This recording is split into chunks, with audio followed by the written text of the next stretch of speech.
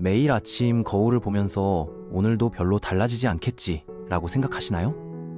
작은 실수 하나에도 역시 나는 안 돼 라며 자책하는 순간들이 반복되나요? 이런 부정적인 생각의 악순환에서 벗어나지 못해 고민하시는 분들이 정말 많습니다. 그런데 놀라운 사실이 하나 있어요. 이런 패턴에서 완전히 벗어날 수 있는 방법이 생각보다 단순하다는 점입니다. 거창한 계획이나 복잡한 이론이 아닌 하루에 딱 몇 분만 투자하면 되는 3가지 간단한 방법이 있거든요. 지금부터 여러분의 내면을 근본적으로 변화시킬 수 있는 이야기를 시작해 보겠습니다.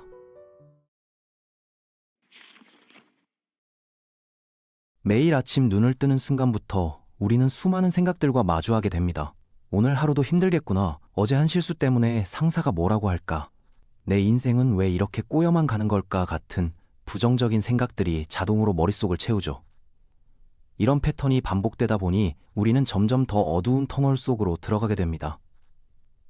하루 종일 무거운 기분으로 지내게 되고 작은 일에도 쉽게 예민해지며 심지어 잠들기 전까지도 온갖 걱정과 후회로 머릿속이 복잡해지는 거예요. 하지만 이 모든 것을 바꿀 수 있는 강력한 도구가 있습니다. 바로 감사의 힘이에요. 감사라는 것을 단순히 고마워요 라고 말하는 것으로만 생각하시는 분들이 많은데 사실 진정한 감사는 훨씬 깊이 있는 내적 변화를 만들어냅니다. 마치 어둠 속에서 작은 촛불 하나가 주변 전체를 밝히는 것처럼 감사의 마음 하나가 우리 일상 전체의 색깔을 바꿔놓을 수 있거든요.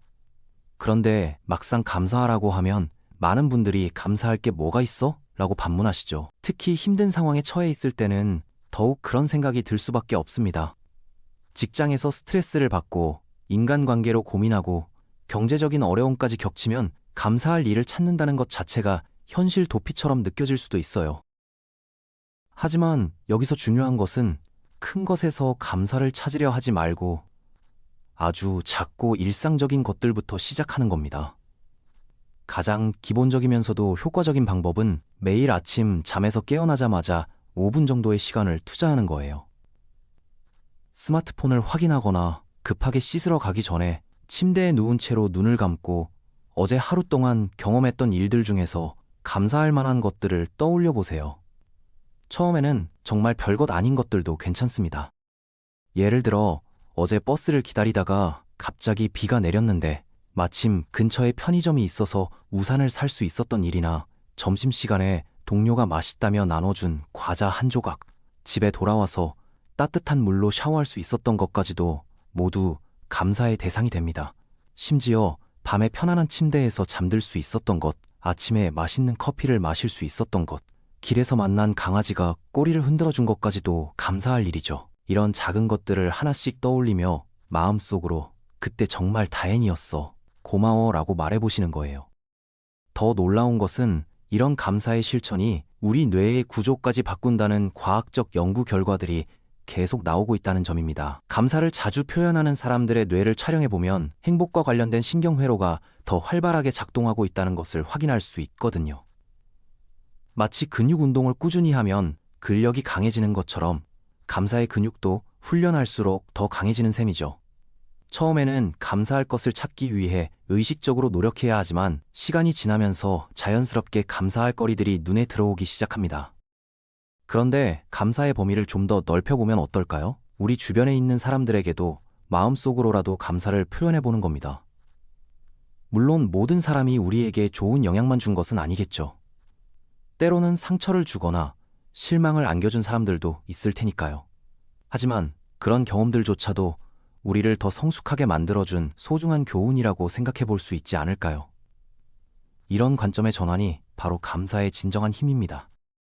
직장에서 까다롭기로 소문난 상사 때문에 스트레스를 많이 받았지만 덕분에 더 꼼꼼하고 신중하게 일하는 습관을 기를 수 있었다거나 친구와의 갈등으로 힘들었던 시간이 있었지만 그 과정에서 진정한 소통이 무엇인지 깨닫게 되었다는 식으로 말입니다.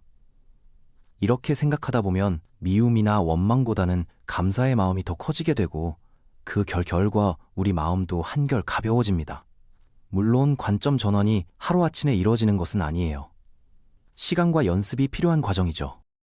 감사를 실천하는 또 다른 효과적인 방법으로는 감사 일기를 써보는 것도 좋습니다. 거창한 일기장을 새로 사거나 긴 글을 쓸 필요는 없어요. 스마트폰 메모장에 간단하게라도 오늘 감사했던 것 3가지를 적어보는 거죠. 처음에는 뻔한 것들만 떠오를 수도 있지만 며칠 계속하다 보면 점점 더 세밀한 부분들까지 눈에 들어오기 시작합니다. 예를 들어 처음에는 건강하다, 가족이 있다, 직장이 있다 정도였다가 시간이 지나면서 더 구체적인 것들을 발견하게 되죠. 오늘 엘리베이터가 고장나지 않아서 계단을 올라가지 않아도 됐다. 신호등에서 기다리는 동안 하늘에 떠있는 구름이 정말 예뻤다. 카페에서 주문한 커피가 생각보다 맛있었다 같은 구체적이고 일상적인 것들까지 감사의 대상으로 보게 되는 거예요. 이런 변화가 일어나는 이유는 우리의 관찰력과 집중력이 점점 긍정적인 방향으로 훈련되기 때문입니다. 마치 새로 산 빨간 자동차에 관심이 생기면 길에서 빨간 자동차들이 유독 많이 눈에 띄는 것처럼 감사할 거리를 찾는 습관이 생기면 일상 속에서 감사할 만한 순간들이 더 자주 포착되는 거죠. 또한 감사 일기를 쓸 때는 단순히 무엇을 경험했는지만 적는 것이 아니라 그때 느꼈던 감정과 그 경험이 나에게 어떤 의미였는지도 함께 기록해 보세요. 그러면 감사의 깊이가 더욱 깊어지고 그 효과도 오래 지속될 수 있습니다. 감사와 함께 우리 삶을 크게 변화시킬 수 있는 2번째 실천 방법은 바로 마음 챙김, 현재 순간에 온전히 집중하는 능력을 기르는 겁니다. 요즘 사람들은 하루 종일 과거의 후회나 미래의 걱정으로 머리가 복잡한 경우가 많아요. 샤워를 하면서도 내일 회의 준비 걱정을 하고 밥을 먹으면서도 어제 실수한 일을 계속 되돌아보고 친구와 대화를 나누면서도 다른 일들이 머릿속을 맴도는 거죠. 이런 상태를 멀티태스킹이라고 부르기도 하는데 사실 진정한 멀티태스킹은 불가능합니다. 우리 뇌는 한 번에 하나의 일에만 온전히 집중할 수 있도록 설계되어 있거든요. 여러 가지를 동시에 한다고 생각하는 것은 사실 매우 빠른 속도로 주의를 이리저리 옮겨 다니는 것일 뿐이에요. 그리고 이런 상태가 계속되면 집중력이 떨어지고 스트레스가 증가합니다. 그런데 이런 상태가 계속되면 우리는 현재라는 가장 소중한 순간을 놓치게 됩니다. 지금 이 순간은 다시는 돌아오지 않을 유일한 시간인데도 말이에요. 마음챙김 연습은 이런 정신적 산만함에서 벗어나 현재에 온전히 머물 수 있게 도와주는 강력한 도구랍니다. 마음챙김을 연습하는 가장 기본적인 방법은 호흡에 집중하는 것입니다. 조용한 곳에 편안하게 앉아서 눈을 감고 자연스럽게 들어오고 나가는 숨의 흐름을 관찰해 보세요. 특별히 호흡을 조절하려고 하지 말고 그냥 자연스러운 호흡을 지켜보기만 하면 됩니다. 숨이 코끝으로 들어올 때의 시원함, 폐 속으로 공기가 채워지는 느낌, 그리고 다시 천천히 내쉴 때 몸이 이완되는 감각까지 세밀하게 느껴보는 거예요. 처음에는 이런 감각들이 잘 느껴지지 않을 수도 있지만 계속 연습하다 보면 점점 더 선명하게 인식할 수 있게 됩니다. 처음에는 2, 3분도 집중하기 어려울 수 있습니다. 자꾸만 다른 생각들이 끼어들거든요. 아, 내일 미팅 자료 준비해야 하는데 저녁에 뭐 먹지? 요즘 살이 좀 쪘나? 같은 생각들이 계속 머릿속에 떠오를 거예요. 하지만 이건 완전히 정상적인 현상이니까 전혀 걱정하지 마세요. 명상의 대가라고 불리는 사람들도 처음에는 똑같은 경험을 했어요. 중요한 것은 그런 생각들이 떠올랐을 때 자책하거나 포기하는 것이 아니라 아, 지금 딴 생각을 하고 있구나 하고 알아차린 후 다시 호흡으로 돌아오는 겁니다. 이런 과정을 반복하다 보면 점차 마음이 안정되고 현재 순간에 머무는 능력이 향상됩니다. 마치 헬스장에서 운동을 처음 시작할 때는 가벼운 무게도 힘들었지만 꾸준히 하다 보면 더 무거운 무게도 들 수 있게 되는 것과 같은 원리죠. 실제로 뇌과학 연구에서도 명상을 꾸준히 한 사람들의 뇌에서 집중력과 관련된 부위가 더 발달되어 있다는 것이 확인되었습니다. 특히 주의력을 조절하는 전전두피질과 감정을 조절하는 편도체의 활성도가 개선된다고 해요. 마음 챙김은 꼭 앉아서 명상하는 형태로만 할 수 있는 건 아닙니다. 일상생활 속에서도 얼마든지 연습할 수 있어요. 예를 들어 걸을 때는 발이 바닥에 닿는 느낌, 바람이 피부에 스치는 감각, 주변에서 들리는 다양한 소리들에 주의를 기울여 보세요. 걷기 명상을 할 때는 평소보다 조금 천천히 걸으면서 각 발걸음에 온전히 집중해 보는 것이 좋습니다. 왼발이 땅에서 떨어지는 순간, 공중에서 앞으로 나아가는 순간, 다시 땅에 닿는 순간까지의 모든 감각을 세밀하게 느껴보는 거죠. 밥을 먹을 때도 마찬가지입니다. 음식의 맛과 향, 씹는 느낌, 삼킬 때의 감각까지 천천히 음미해 보세요. 평소에 TV를 보거나 스마트폰을 하면서 급하게 먹던 습관을 잠시 멈추고 오롯이 음식에만 집중해 보는 거예요. 이렇게 일상 속에서 마음 챙김을 연습하다 보면 삶의 질이 눈에 띄게 달라집니다. 같은 음식을 먹어도 더 맛있게 느껴지고, 같은 길을 걸어도 전에는 보지 못했던 아름다운 풍경들이 눈에 들어오고, 같은 사람과 대화를 나눠도 더 깊이 있는 소통이 가능해지거든요. 왜냐하면 우리의 모든 감각과 인식이 현재 순간에 온전히 집중되어 있기 때문이에요. 마치 카메라 렌즈의 초점이 정확히 맞았을 때 사진이 선명하게 찍히는 것처럼, 마음의 초점이 현재에 맞춰지면 모든 경험이 더욱 생생하고 의미 있게 다가옵니다. 더 놀라운 것은 마음 챙김 연습이 스트레스 관리에도 엄청난 도움이 된다는 점입니다. 불안이나 걱정은 대부분 미래에 대한 두려움이고, 우울이나 후회는 과거에 대한 집착인데, 마음 챙김을 통해 현재에 머물다 보면 이런 부정적 감정들이 자연스럽게 줄어들어요. 지금 이 순간에는 사실 아무런 문제가 없는 경우가 대부분이거든요. 직장에서 큰 프레젠테이션을 앞두고 불안해하는 상황을 생각해 볼까요? 미래의 실패 가능성을 상상하면서 스트레스를 받고 있을 때 마음챙을 통해 현재로 돌아오면 어떻게 될까요? 지금 이 순간 나는 안전한 사무실에 앉아 있고 숨을 쉬고 있고 별다른 문제가 없다는 것을 확인할 수 있어요. 그러면 불안감이 상당히 줄어들고 오히려 준비에 더 집중할 수 있는 에너지가 생기죠. 현재 순간에서는 걱정할 일이 없으니까 더 효율적으로 준비할 수 있게 되는 거예요. 마음 챙김을 더 효과적으로 연습하고 싶다면 바디 스캔이라는 방법도 시도해보세요. 누워서부터 머리끝까지 몸의 각 부분을 차례로 의식해보는 거예요. 발가락의 느낌은 어떤지, 종아리는 긴장되어 있는지, 이완되어 있는지, 어깨에 힘이 들어가 있지는 않은지 등을 천천히 살펴보는 겁니다. 이런 연습을 통해 평소에 알아차리지 못했던 몸의 긴장을 발견하고 풀어줄 수 있어요. 스트레스가 쌓이면 우리 몸 곳곳에 긴장이 축적되는데 대부분 무의식적으로 일어나기 때문에 우리가 인식하지 못하는 경우가 많거든요. 바디 스캔을 하면서 긴장된 부위를 발견했을 때는 그 부위에 숨을 보내듯이 상상하면서 의식적으로 이완시켜 보세요. 실제로 이런 방법으로 만성적인 근육 긴장이나 두통이 개선되는 경우도 많습니다.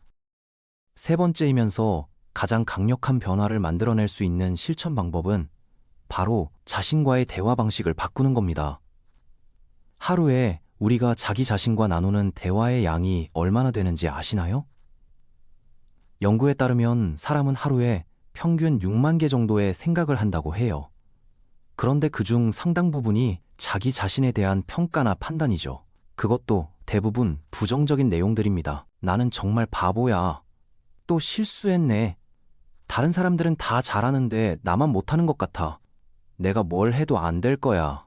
같은 생각들이 하루 종일 머릿속을 맴도는 거예요. 문제는 이런 내적 대화의 대부분이 부정적이라는 점입니다. 우리는 다른 사람에게는 절대 하지 않을 가혹한 말들을 자기 자신에게는 거리낌 없이 쏟아붓습니다. 만약 친구가 실수를 했을 때 너는 정말 바보야, 맨날 실수만 해 라고 말한다면 그 사람과 친구를 지속할 수 있을까요? 당연히 불가능하겠죠. 그런데 우리는 자기 자신에게는 그런 말을 매일 수십 번씩 하고 있어요. 이런 패턴이 몇 년씩 계속되다 보면 우리의 자존감과 자신감은 바닥까지 떨어지게 됩니다. 심지어 우울증이나 불안장애 같은 정신건강 문제까지 발생할 수 있어요. 그런데 만약 우리가 자신과 나누는 대화의 톤을 바꾸면 어떻게 될까요? 비판적이고 가혹한 목소리 대신 따뜻하고 격려하는 목소리로 바꾼다면 말이에요. 마치 가장 좋은 친구가 우리를 응원하듯이, 아니면 사랑하는 부모가 자녀를 대하듯이 자기 자신을 대한다면 우리 삶이 어떻게 달라질지 상상해보세요. 긍정적인 자기 대화를 연습하는 첫 번째 단계는 현재 우리가 자신에게 어떤 말을 하고 있는지 알아차리는 겁니다. 하루 동안 의식적으로 자신의 내적 대화에 귀 기울여 보세요. 실수를 했을 때, 거울을 볼 때, 다른 사람과 비교할 때 어떤 말들이 머릿속에 떠오르는지 관찰해보는 거예요. 많은 분들이 이 과정에서 자신이 얼마나 자기 자신에게 가혹했는지 깨닫고 놀라게 됩니다. 내가 나한테 이렇게 못되게 굴었구나 하는 걸 처음으로 인식하게 되는 거죠. 이런 깨달음 자체가 변화의 시작점이 됩니다. 그 다음에는 그런 부정적인 말들을 긍정적이고 건설적인 말로 바꿔보세요. 나는 정말 바보야 대신 실수를 통해 배울 수 있어서 다행이야. 나는 아무것도 제대로 못해 대신 아직 배우는 과정이니까 천천히 발전해 나가면 돼? 라고 말하는 거죠. 다른 사람들은 다 잘하는데 나만 못해 대신 모든 사람은 각자의 속도와 방식이 있어. 나도 내 방식으로 잘해나가고 있어. 이번에도 실패할 거야 대신 지난번보다는 분명히 나아질 거야. 같은 식으로 대화의 내용을 바꿔보세요. 처음에는 이런 말들이 어색하고 진짜가 아닌 것처럼 느껴질 수도 있어요. 오랫동안 부정적인 자기 대화에 익숙해져 있었으니까 당연한 반응이죠. 하지만 계속 연습하다 보면 점점 자연스러워지고 실제로 그런 긍정적인 관점이 우리의 기본 모드가 되어갑니다. 이때 중요한 것은 무조건적인 긍정이 아니라 현실적이고 균형 잡힌 시각을 갖는 겁니다. 실수를 했을 때 나는 완벽해 라고 말하는 것은 현실을 왜곡하는 것이지만, 실수했지만 다음에는 더 잘할 수 있어 라고 말하는 것은 현실적이면서도 희망적인 관점이죠. 긍정적인 자기 대화의 효과는 정말 놀랍습니다. 같은 상황이라도 완전히 다른 결과를 만들어낼 수 있거든요. 예를 들어 중요한 면접을 앞두고 있는 상황에서 나는 분명 떨어질 거야. 다른 지원자들이 나보다 훨씬 뛰어날 텐데 라고 생각하는 사람과 나에게도 충분히 기회가 있어. 최선을 다해서 내 장점을 어필해보자 라고 생각하는 사람이 있다면 어떨까요? 당연히 후자가 더 좋은 결과를 얻을 가능성이 높겠죠. 긍정적인 자기 대화는 우리의 자신감을 높여주고 더 적극적이고 당당한 태도를 갖게 해줍니다. 그 결과 실제로 더 좋은 성과를 내게 되고, 그 성과는 다시 긍정적인 자기 대화를 강화하는 선순환 구조를 만들어내는 거예요. 또 다른 긍정적 자기 대화의 방법은 자신의 강점과 성취를 인정하고 축하해주는 겁니다. 우리는 보통 자신이 잘한 일은 당연하게 여기고 못한 일만 크게 부각시키는 경향이 있어요. 하지만 이런 패턴을 바꿔서 작은 성공이나 발전도 의식적으로 인정하고 스스로를 격려해주세요. 오늘 일찍 일어나서 운동했네, 잘했어. 어려운 업무를 끝까지 해냈구나. 정말 대단해. 친구의 고민을 잘 들어줬네, 좋은 친구야. 같은 식으로 자신에게 따뜻한 말을 건네보세요. 이런 작은 인정과 격려들이 쌓여서 우리의 자존감과 삶의 만족도를 크게 높여줄 수 있답니다. 긍정적인 자기 대화를 더 효과적으로 만들고 싶다면 구체적이고 현실적인 목표와 연결해보세요. 막연하게 나는 성공할 거야 라고 말하는 것보다는 이번 프로젝트를 성공적으로 마무리하기 위해 오늘 할 일들을 차근차근 해나가자처럼 구체적인 행동 계획과 함께 격려의 말을 하는 거예요. 그러면 단순한 긍정적 사고가 아니라 실제 행동으로 이어질 수 있는 동기부여가 됩니다. 또한 자신과의 대화에서 나는 이라는 1인칭보다 자신의 이름을 부르거나 너는 이라는 2인칭을 사용하는 것도 효과적이라는 연구 결과가 있어요. 예를 들어 나는 할 수 있어 대신 민수야, 너는 할 수 있어 라고 말하면 마치 다른 사람이 격려해주는 것 같은 느낌이 들어서 더 객관적이고 효과적인 자기 대화가 가능해집니다. 이런 작은 기법들도 활용해 보시면 도움이 될 거예요. 이 세 가지 실천 방법들은 각각 독립적으로도 효과가 있지만 함께 병행할 때 시너지 효과가 더욱 커집니다. 감사는 우리의 시각을 긍정적으로 바꿔주고, 마음 챙김은 현재 순간의 집중력을 높여주며, 긍정적 자기 대화는 내면의 힘을 키워주거든요. 이 세 요소가 조화롭게 작용하면 우리 삶 전체가 점진적이지만 확실하게 변화하기 시작합니다. 마치 퍼즐 조각들이 하나씩 맞춰지면서 전체 그림이 완성되어 가는 것처럼 이 세 가지 실천이 어우러지면 우리 삶의 전체적인 품질이 향상되는 거죠. 변화를 체감하는 데 걸리는 시간은 사람마다 다르지만 보통 이 애시 3주 정도 꾸준히 실천하면 작은 변화들을 느끼기 시작해요. 아침에 일어나는 게 조금 더 편해지고, 스트레스 상황에서도 예전보다 침착함을 유지할 수 있고, 다른 사람들과의 관계에서도 더 여유롭고 따뜻한 태도를 보일 수 있게 되죠. 처음 일주일 정도는 새로운 습관을 만들어가는 과정이라 조금 어색하고 번거로울 수 있어요. 하지만 2주째부터는 점점 자연스러워지고 3주째가 되면 하지 않으면 오히려 뭔가 빠진 것 같은 느낌이 들기 시작합니다. 이 시점부터는 습관이 자리 잡았다고 볼 수 있어요. 그리고 몇 달 후에는 주변 사람들도 여러분의 변화를 알아차리기 시작할 겁니다. 요즘 뭔가 밝아졌네. 전보다 여유 있어 보인다. 긍정적으로 변한 것 같아. 같은 말을 들을 수 있을 거예요. 이런 외부의 피드백은 변화를 지속할 수 있는 추가적인 동기가 되어줍니다. 중요한 것은 완벽하게 하려고 너무 부담을 갖지 않는 겁니다. 하루 이틀 빠뜨렸다고 해서 실패한 게 아니에요. 다시 시작하면 되는 거죠. 마치 운동을 하다가 며칠 쉬었다고 해서 지금까지의 운동 효과가 모두 사라지지 않는 것처럼 이런 정신적 실천들도 조금씩 쌓여가는 과정이라고 생각하시면 됩니다. 또한 이 세 가지 방법들을 상황에 맞게 유연하게 활용하는 것도 좋습니다. 특히 스트레스가 심한 날에는 마음 챙김에 더 집중하고, 자신감이 떨어졌을 때는 긍정적 자기 대화를 더 많이 하고, 전반적으로 삶이 무료하거나 의미 없게 느껴질 때는 감사 연습을 더 깊이 있게 해보세요. 이런 작은 변화들이 모여서 몇 년 후에는 지금과는 완전히 다른 삶을 살게 될 수도 있습니다. 같은 환경, 같은 조건이라도 내적 상태가 바뀌면 경험하는 삶의 질이 완전히 달라지거든요. 더 행복하고, 더 평화롭고, 더 의미 있는 삶을 살 수 있게 되는 거죠. 지금 당장 시작해보세요. 내일부터가 아니라 오늘 지금 이 순간부터 말입니다. 작은 변화가 큰 기적을 만들어낼 수 있다는 것을 여러분도 곧 경험하게 될 것입니다.